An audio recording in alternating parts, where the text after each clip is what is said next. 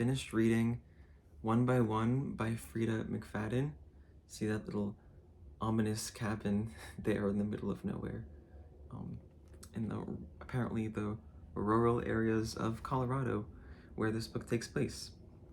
Freida McFadden is one of my favorite authors of mystery thrillers. She's really come into light the past maybe 2 years, especially with her Housemaid series, but she definitely is wonderful at writing mystery thrillers, so I'm always excited to read a new one.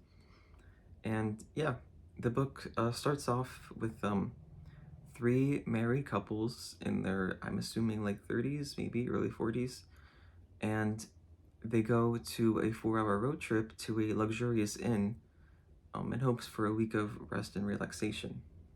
So the first couple that's introduced is Claire, who is in a loveless marriage with no affection at all, and they fight about the smallest things like who needs to buy milk or eggs or who should do the laundry, but it turns into an all-out blowout, even over that little thing.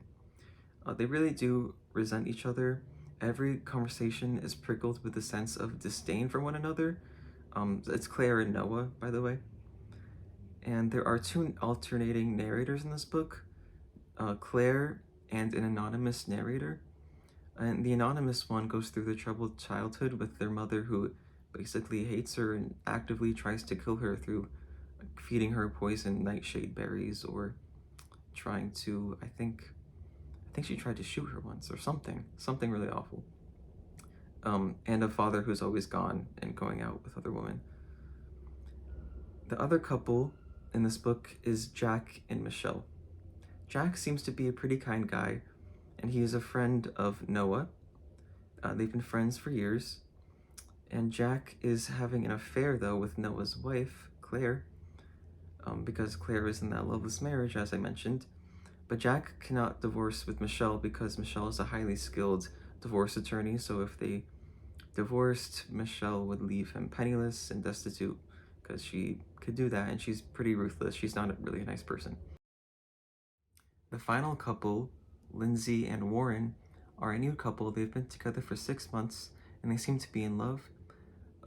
Lindsay and Claire were best friends since college, and Claire's new boyfriend is a sexy plastic surgeon who is pretty controlling. You know, every time she eats a burger, Warren is there to criticize her and makes her order like a side salad or something instead. And he reveals himself throughout the book to be a really inconsiderate jerk. But Lindsay herself is bubbly and optimistic in contrast.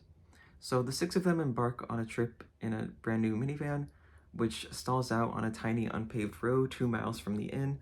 They ditch the car and they travel by foot off trail in the woods, supposedly 2 miles away from the inn, but it turns out that they have no idea where they're really going, and they end up going in circles. I'll stop there because I don't want to give away any major plot points. You know, with thriller novels, the plot is everything, and giving away the plot after like 50% past the book is basically spoiling it, so I won't do that. So I'll go into just reviewing the book, reviewing my opinions on it, which are not as good as I expected from this book. So the characters are all sort of shallowly described in this book. Their appearance is not very detailed, which is what you could expect from a suspense thriller novel, but usually there's some detail so I can imagine what they look like, but there's no hair color, skin color type of description, so you're just left to imagine. And I think the characterizations were pretty cookie cutter. They were pretty lacking. I saw a review say that it was sort of like a Lifetime movie, which I think is a bit mean. It's a bit better than that, but yeah, it's pretty lacking.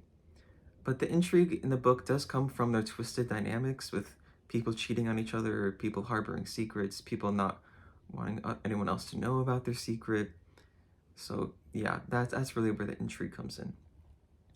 McFadden, I've noticed, seems to write about, I guess, what she knows, which is upper middle class white people, usually young professionals with secrets that they do not want to come to light.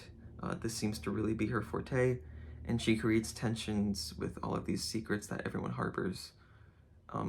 There's also tension created with the alternation between Claire's present-day narration and the anonymous narrator's childhood, reminiscing about their abusive childhood.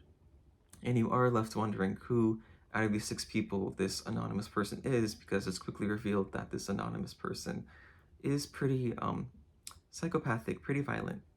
Even though they have been victimized in their youth, they end up becoming the victimizer as an adult. But despite my earlier misgivings that I mentioned, I still ate this book up. It's very easy to read. It almost reads like YA, but like it's steamier and more salacious than most YA, so you get that added benefit. I was kind of disappointed though at the twist ending. Usually Freida McFadden has really clever twist endings, and this one seemed more convoluted and just not that imaginative. So overall, this book was just okay, and I would give it 3 out of 5 stars. So yeah, next up I'm going to read The Inmate. I'm just on a roll with Freida McFadden. This probably will be my last one for a while, until a new book comes out, I guess. So you'll hear more about this author then. Thanks for watching.